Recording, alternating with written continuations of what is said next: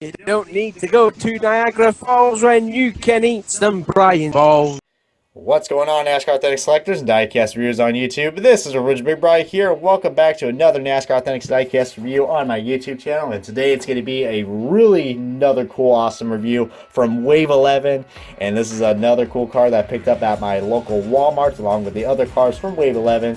And this is not an exclusive car, but it is a cool car that I've probably have been, recommending to get into NASCAR thanks more, but it finally happened. So without further ado, guys, we're going to go ahead and do the diecast review of Kyle Larson's 2017 Target Cars 3, also known as the Lightning Larson Chevrolet SS for Chip Ganassi Racing. This is a really cool looking car that I got with along with the other cars from Wave 11. As you see right there, this is Kyle Larson's second win in Michigan, and I am happy to bring this, guys, to you, as this car is pretty freaking cool. It's also supporting a really cool movie that I like, even though there are some cool details I'll have to show you about this car very soon. As we take a look at the back, we got the usual background for NASCAR Authentics with all the standard licensing rights, made in China and all that wonderful stuff. And we got the collect them all background, so you guys can go ahead and find these at your local Walmart, Target, Toys R Us, HYBE, and Meijer, and anything else that is listed on the Lightning Authentics website. So without further ado, guys, we're going to unbox this awesome looking car, and we're going to take a closer look at the Kyle Larson Lightning Larson car.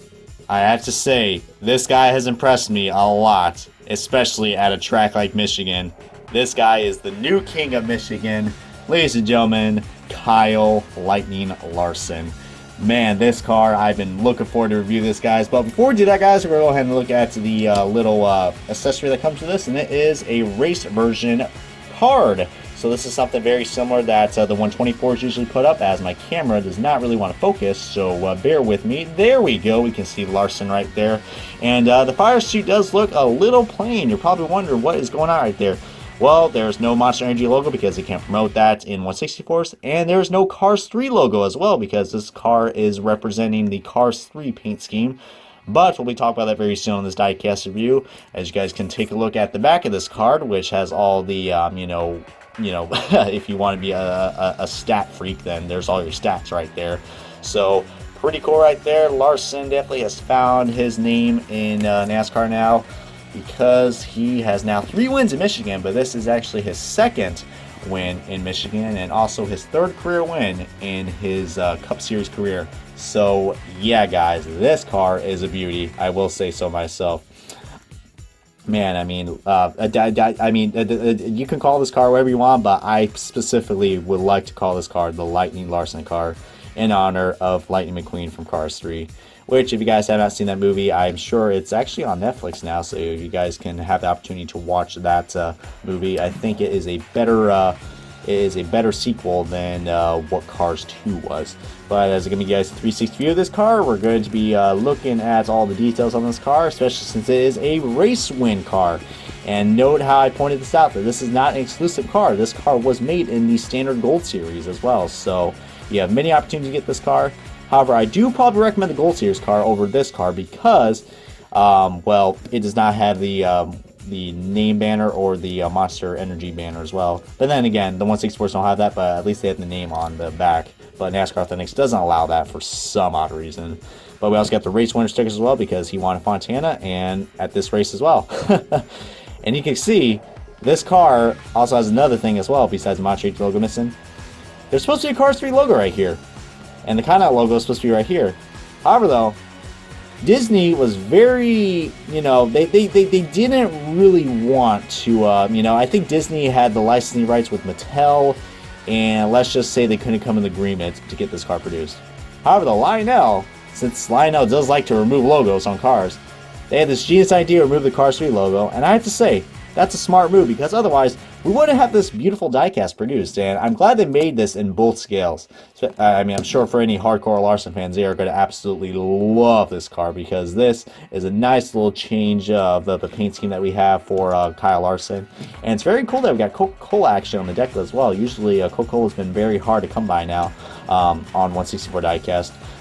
Look how much of a bitch it was to get Tony Stewart throwback car from 2016 produced, because man, Coca-Cola, man, they just somehow don't like their 164s produced. I mean, that's why we didn't have the Larson 2015 Mellow Yellow car produced in diecast, because you know, Coca-Cola just likes to be themselves apparently. But however, though, this turned out to be one cool diecast, and as you guys see right there, it has the confetti all splattered all over this car, and I like how the confetti matches on this car. Kind of a weird coincidence. Some people would be like, oh, they rigged it, you know, but I think that's a really cool touch. We got some confetti piling up right here where the shark fin is, and it's literally littered all over this car, and it makes it such a really cool race version. We even got some rubber buildup as well, I think, and that's one cool thing I like about, you know, the bright colors on cars. You can actually see all the race marks on this. Lionel did a fantastic job of that. We also got the color white rims as well. I mean, that's, you know, standard for any Larson car. And the front doesn't look too much dirty, but it is littered with that confetti and some tape and all that. And we also got the NASCAR Salutes logo as well, so some nice attention to detail right there. And we even got some attention to detail where the sheet metal is, so that's nice right there. We got those little indents right there. And some little more rubber buildup right here, and then some more dirt and exhaust buildup right below all those sponsors. I would play the sponsor game, but you know, that's Race Day 2011 signature, so I'm not going to rip off my best friend. But yeah, go check out Race Day 2011. He is an awesome Kyle Larson fan, and you guys know he is you know, the king of NASCAR diecast. So but yeah, guys, this car, as I show you guys the you know, the least interesting part of this car, the bottom, I say this car is really cool to get. But however, though, I'm not alone on this Kyle Larson car, guys. We do have another Michigan car that Kyle Larson has that was released from Wave 11. It is actually his first win. So kind of ironic that we got a Kyle Larson. I think Lionel did this intentional, because we got this. We got the first Michigan winner car from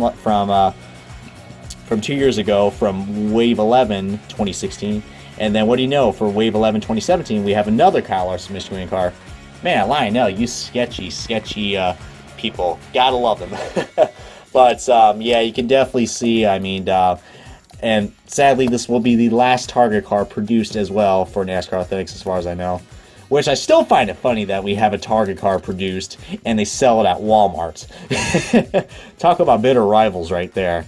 Gotta love competition though, right? Oh man, but you see right there, you got some variation in the confetti right there. I mean, both these diecasts are really cool, even though the gradient is so messed up on the first win car.